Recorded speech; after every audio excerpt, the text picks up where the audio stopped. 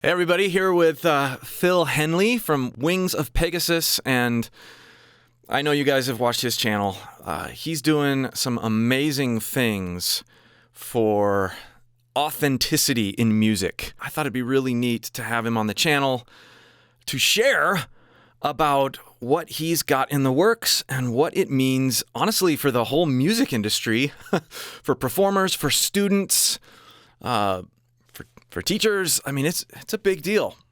What you got going on, Phil? Yeah, all you see on the advertising boards is this band live tour, and everyone is assuming live means actually doing it. Yeah. And I think that has been the definition probably since the beginning of music, that when you go to watch somebody live, that's why it's called live, because you're not listening to a CD. You are seeing, appreciating it live.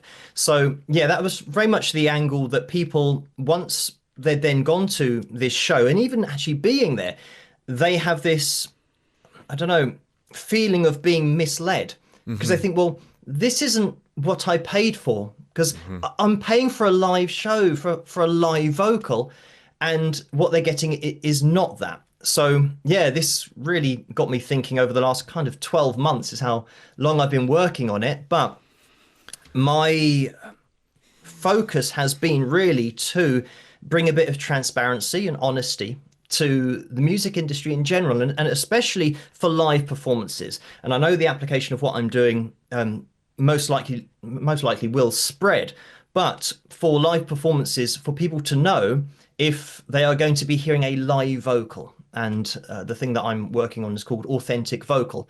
So that's going to be the name of the project. But what it really comes down to is a registered trademark that is displayed on tickets. And like I said, it'll probably roll out in the future to other things. But seeing a registered trademark, and you know what that logo means. It means that you're paying for a live vocal here. So if you see that on your ticket, that's what you're paying for. And if you don't see that on a ticket, there's no guarantee as to what you will be watching, which is how the music industry is nowadays. That's the default, is that you don't know what you're going to be hearing. And you think, well, where else in commerce do you have that, where you're paying for something and you don't know what it is? It's like, I mean, it just does seem a bit crazy. So let me ask you this. Well, first of all, one of the things I love about going to a show where I know the vocalist is singing live, sometimes because I've actually talked to that vocalist before the show, is that I can enter into this unique experience with that vocalist. I went to a Periphery show a little while ago, and they were doing 2 nights back to back, and it was one of the coolest concerts I've ever been to. I mean, I got to take the vocalist Spencer out for a steak dinner prior to the show, so we got to talk about which songs he was going to be singing, and he was mentioning that he wasn't feeling all that great, but he was going to power through anyway, and so I got to be in the audience, knowing what his disposition was like, and like struggling through this, maybe a cold coming on. And then when he sung, Wax Wings off the new album, the whole time I'm like, well, is he going to be able to get that note, that one note that he just holds for a really long time at the end? And how is he going to handle the verse? How is he going to handle that one part? And I mean, it wasn't like the studio recording, but he delivered, and it was different, but it was amazing. And the people in that audience and that band, that was a one-time thing. Yeah, someone could film it and put it on YouTube or whatever, but like I got to experience that with Spencer, with the band, and so did everybody else there. And that's what I love about live vocals.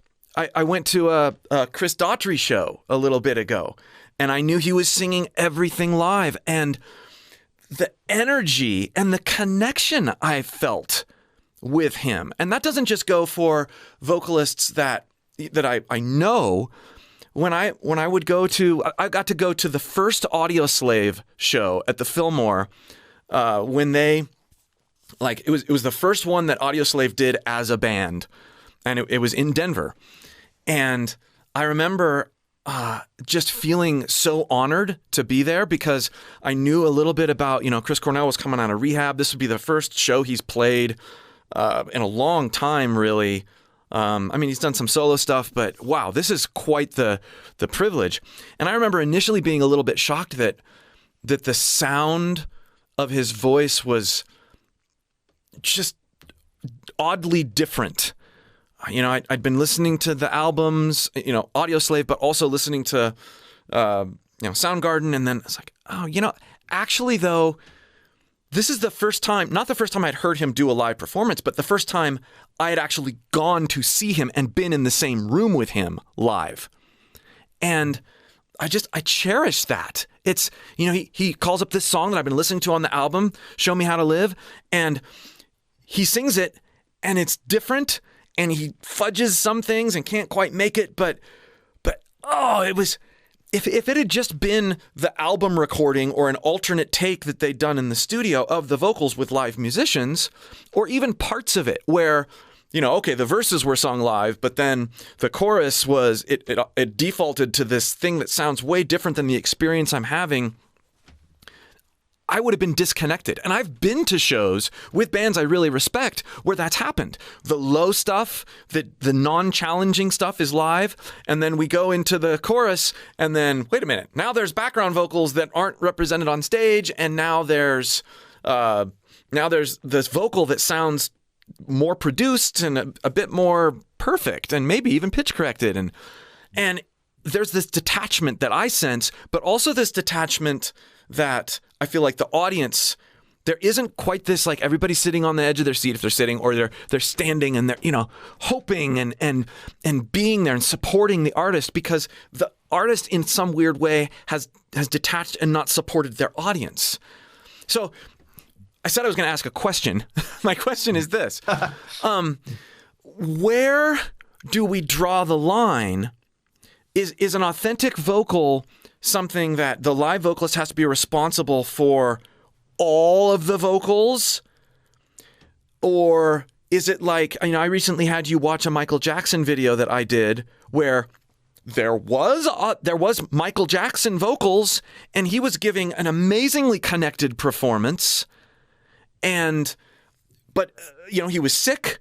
And never mind that he was sick. He was dancing and doing the most intense cardio workout on stage while performing Billie Jean. And yet some of the stage mic was still included in certain places in the final mix. But largely he was relying, so that he could get the choreography right, so that he could connect with the audience because he wasn't feeling well. He was using help tracks, background vocals, and even a replacement lead track. Would that be, because it includes authentic vocals, and I want to hear you speak to that particular performance that I shared with you, but I also want to know, where do you draw the line? Would that be an authentic vocal? Would that have the badge on it or not, and why? So that wouldn't qualify. Okay. Purely because with authentic vocal, it's exactly what it sounds like. That what I'm doing is ensuring that people, when they go to watch a show, obviously they know what they're paying for, but you're hearing the voice that is being produced into that microphone, and that's coming out of the speakers. And that's so all. It doesn't. Pardon? And that's all, right? You're not hearing. That's all. Yeah, okay. yeah. So when it goes, the voice goes like we are talking here. Right. So our voices are going into the microphone, and we are hearing them out of our amplifiers, our speakers. So as soon as that process is interrupted, such as as you'll know with effects chains going into, for example, auto-tune live, the voice goes on its own journey now to an effects processor, which changes it before it's then coming out of the speakers. Mm-hmm. And when the voice has been tuned and pitch corrected, even though that's generally going to be a process that happens after the event, but auto tune is what people will be used to hearing live. once that process has happened, you're now not hearing the authentic vocal because the original signal has been modified. So it's all about going back to this original signal as we are producing here. And as soon as that gets edited, it's not classed as an authentic vocal. And I know that people will already say, oh, but what about reverb? What about delay? What about compression? All these different things. All of those things don't change the signal. Like if I'm creating a signal here, as you and I are, You're adding to the if signal. we now supply reverb or apply reverb to our voices, we're still going to sound exactly the same, but now we're in a cave. Or if we're applying delay, you're going to hear the exact same signal over and over and again. We're not jumping ahead of kind of the speakers. Yeah. But I mean, the way that I describe it is when people say, "Oh, it's just the same as any other effect," I always come back and say, "Well, technically, it's an affect." It's affected what you're hearing before you've even heard the signal. The signal isn't what was produced. So the signal is actually not authentic. So if you're applying reverb, delay, and chorus, whatever it might be, to a vocal that isn't the original signal that's been auto-tuned, then the actual voice that was produced into that microphone has disappeared. It's kind of, it's not there anymore. So yeah, a very much authentic vocal is about transparency, honesty, and in the case that you put forward there, in that particular case, people might say, "Oh, why is this particular show or why is this particular date not covered by authentic vocal?" Then that's where the transparency comes in, and Michael would say, I had laryngitis, so I did as much as I could, but we had to rely on some backing tracks. And I guess that's my ultimate goal, is for in the future, for artists just to be able to say that. And if people don't see that, registered trademark on the performance, then they'll know, oh, well, something, for example, they might think, well, this artist is usually singing live, so what was the problem? And it just opens the door to honesty. And because this is the other thing, that people know that you get ill and that sometimes people have to cancel a show or they might not be at their best vocally. And some singers might kind of push through that and just do as best they can, in which case that would still be covered by authentic vocal.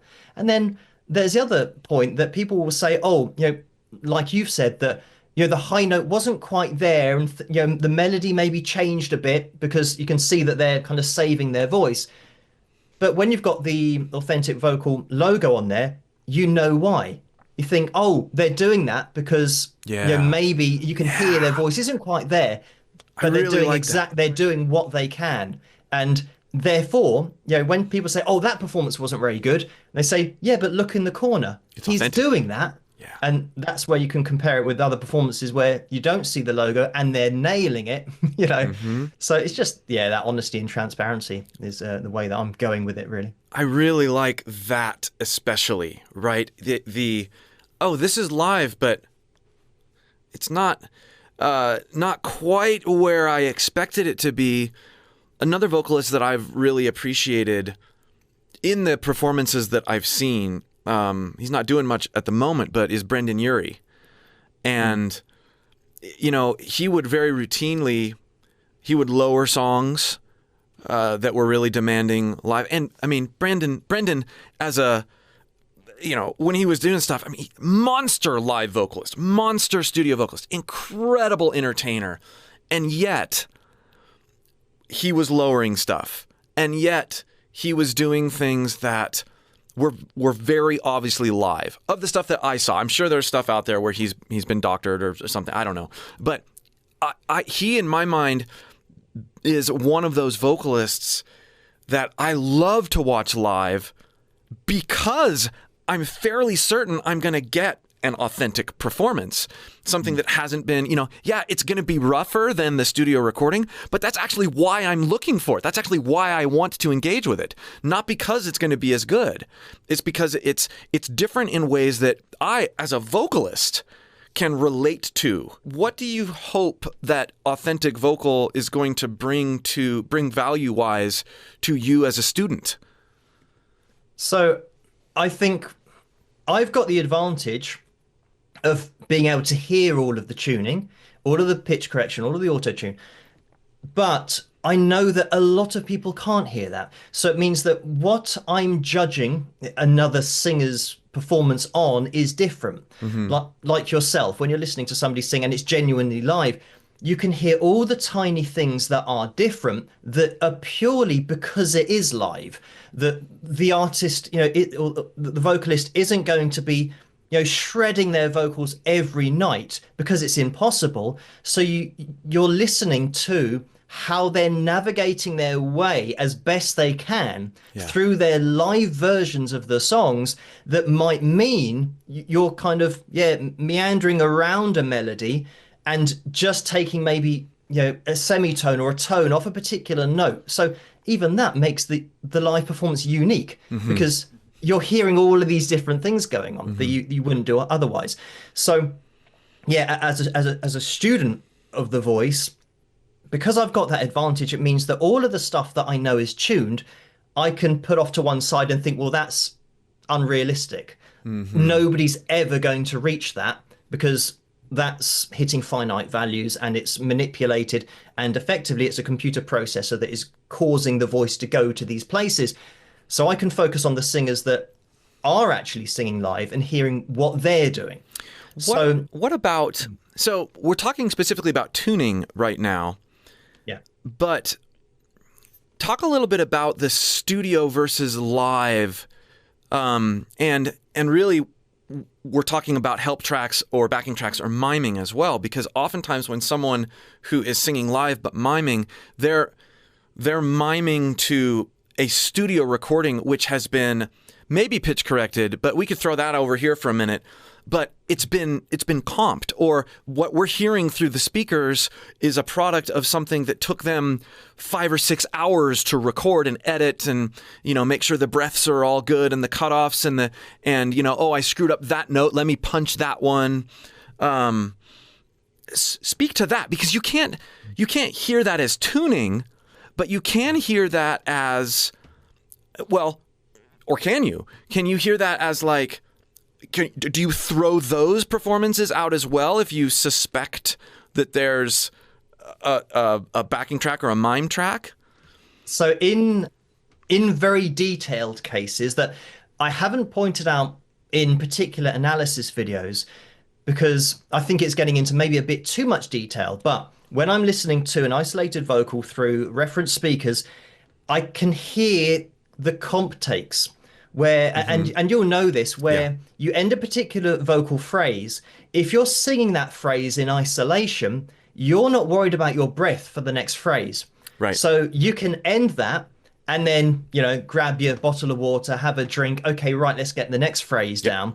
But when it's then comped together, this is where, sometimes you have miracle phrases where a singer has just sung a really long line and without a breath, they've now gone into another line that you think, well, there's been no breath there. So that, and I'm not talking about just holding a note for a long time. I'm talking about you can hear they're at the end of their breath and then another phrase will start up. But again, that's something that maybe people in the know will notice. And also, it's so distinctive where you hear a comp take cut in the middle of a breath. Yeah. So it's kind of, that first part is really weird. So again, I'm kind of hearing things in a lot of detail, but even still, I think because I've been doing it a long time and because I've sung live, I know how the world works and I know how vocal cords work. And I know that something that I've always had in my mind when I was performing live, actually, when I first started performing live and trying to sing live, I didn't know that you don't just go for it all the time. Yeah. Right. So so that was my, I mean, it's a journey that you go on of learning about your own voice. And then I started watching videos on singers and great singers who've been doing tours, playing night after night, and do loads of dates.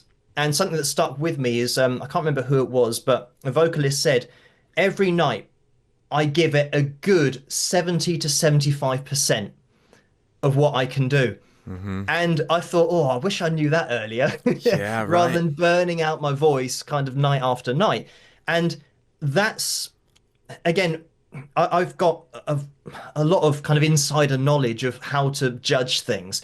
But my yeah, thinking of students of the voice, all of this information that they might not have. Some people might think that you have to go out there and you have to belt your A4s, your B4s, your C5s, night after night after night. And when you know about this, everything starts making sense. And as you've said about, Chris Cornell live and great, Freddie Mercury, for example, live, where you start to notice, oh, he's doing that thing where he's navigating the high notes because you can actually hear a bit of hoarseness in his voice, but it's like a pro move. Yeah. And that's what has to happen with genuinely performing live. And again, it's kind of back to the authentic vocal thing, that's why it's authentic.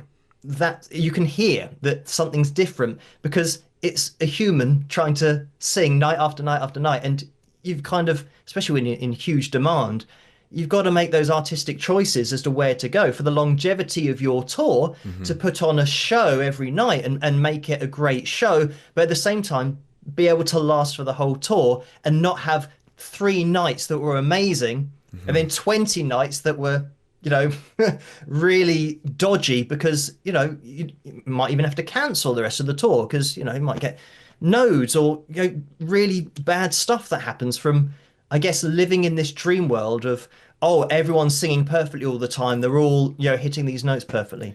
I got to see My Chemical Romance live recently too, and Gerard was just amazing live, and he had this neat effects box down by his, like a pedal board for the vocals, and he'd be singing and singing and singing, and then sometimes at the end of the song he'd like go down and he'd move this knob or step on a pedal, and then there'd be this cycling thing happening and more distortion coming out, and then he'd get rid of it and then he'd keep singing. And it was so fun to watch that, again, unique experience that's an art form in and of itself. The art form in the studio is, let's craft a wonderful connected and performance and get the best thing possible that's going to live forever on that record. And it doesn't matter, the vocalist is going to sacrifice himself. It might take them multiple days to do this. They might have migraines at the end of the day, but that performance is going to live forever. And it's a good thing because that vocal that was recorded is something that, for 30 years people have enjoyed and connected with, but it's an art form in and of itself, right? Yeah. Then you go to and the Black Parade, that album is full of vocal performances like that. They were labored over and crafted and comped and manipulated and background vocals and arranged and just and then you go and you see those same songs live with that expectation, well, not expectation, just knowing and living with that album for years and years and years. And then you get to see Gerard perform them, and he's using this weird effects box. There isn't the background vocals. He's lowered most of the keys. He has, he stops at the end of one of the songs and they cut it short, and he goes, "Man, Denver, Colorado being a mile high, this is, all of us are in our 40s now and we're having to sing these songs. We had to lower," and he's just being so transparent about it. He's like, "I'm tired. And I'm going to sing these a little differently." And it was just so awesomely refreshing to, we have the album. We don't need the album again. Like, I can go home and listen to the album if I want to hear the genius behind Gerard's vocals.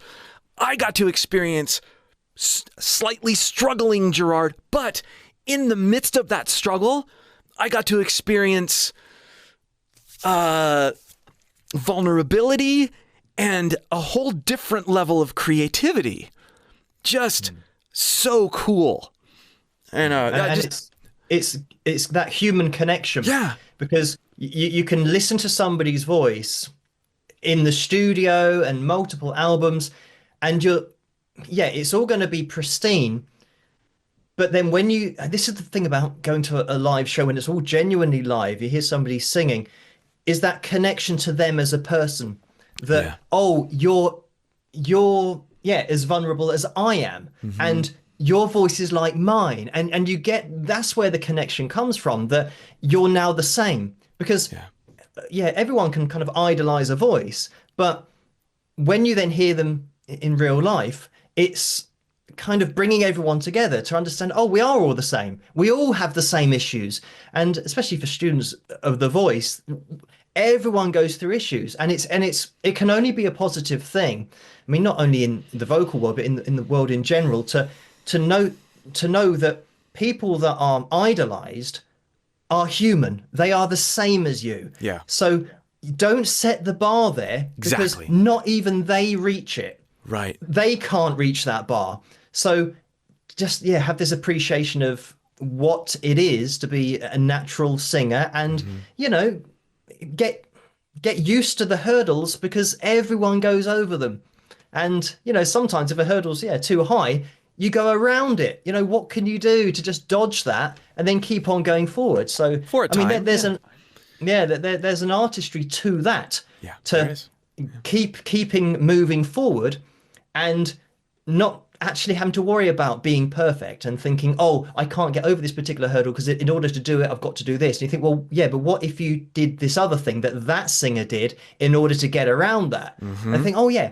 But again, that's the transparency and the honesty. And like you say, seeing somebody fully live, you get that connection that, oh, right, yeah, this is why I'm into singing, because of all of this stuff, yeah, all the tiny details that are changed, and kind of maybe concessions that are made, but it's totally honest. And if anything, that's going to be better for vocalists to learn from, exactly, because yeah, there's nothing worse than, yeah, having this voice that everyone's idolizing, that actually in reality the actual vocalist can't do that live night after night after night. yeah, So they're idolizing that vocal, and they think they never measure up.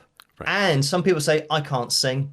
I've been trying to sing that for, a year, and I can't do it. Every time I try and do it at the open mic night, some nights it's on, but then I can totally miss it. But they need to know that, yes, so is the person who actually does it. right, They hit it sometimes and they don't hit it other times. But I guess this is the problem, that especially with YouTube and the internet and seeing videos that have been post-edited, nobody's seeing all the nights that they need to see, where people are navigating notes and not quite hitting them, but it is fully live. So yeah, I think it's going to be a good thing for, yeah, not only students but just the general public, to know that if they do see a performance that is a little bit different, they could see the reason why that might be is because they're actually doing it. so authentic vocal, you said it's rolling out for live performances. Might be on a ticket, might be on a poster. You might see it on Instagram. Like, this tour has the badge on it, and then may eventually roll out to YouTube channels or artists or whatever. Right? Like, Potentially, yeah. my channel, I could enter into an agreement with you and say my channel is sponsored. I don't know, it's not sponsored, but it is. Yeah, it's independently verified, independently by Authentic Vocal. Okay, independently verified as Authentic Vocal, which means I am committing to transparency. My focus is really live shows. That's where I've got Okay. a lot of the emails about. Yeah. But I mean, my channel just in itself is proof that, well, everyone doesn't know not only about a live show, everyone doesn't know about everything that's going on. So what would be great is if something like you've done, where you get to see a one take vocal, whether that became a trend, and it can be covered by Authentic Vocal, where you do a one take so that everybody now knows. It'd be great if established singers did it, so that everyone had a true representation of that artist's voice, so that we kind of get into what is really being promoted in every corner of society about accepting our differences and Yeah. just be yourself, be unique, accept your flaws. Everybody's different, and shapes and sizes. It doesn't matter. We're all unique, and we're all just as valid as the next person. So all of this acceptance that we have of us as humans and society, or we're trying to kind of get towards that. Why draw the line at music? The thing, oh yeah, but music, you've got to now not be natural. You've got to tune because everyone's doing it. Yeah. It's like, well, why are we stopping there? Well, why don't we accept what our voices are like and how we are different? And the reason why every artist is unique, and the only USP of every great singer ever has been their voice being unique. Why do we want to get rid of that all of a sudden, over the last kind of, 5, 10, 15 years, and make everybody's pitch accuracy exactly the same? Because then it means that potentially forever into the future, if you keep on going on this downward spiral, that everybody, no matter how unknown you are as a singer, if you're feeling the pressure to pitch correct your vocals or auto tune, whatever you might be doing, everyone ends up sounding the same. Yeah. Where's that little bit of expression that a great jazz singer might have, where they drift sharp with vibrato? Where does that go? All these tiny little things that we take on. Well, hey, thanks for coming on and talking about this stuff. Anybody No wanting problem. to know more about authentic vocal can follow the links in the description or the pinned comment below this video. And good to connect with you again, my friend. Yeah, and you, thanks for the chat. We'll see you for more.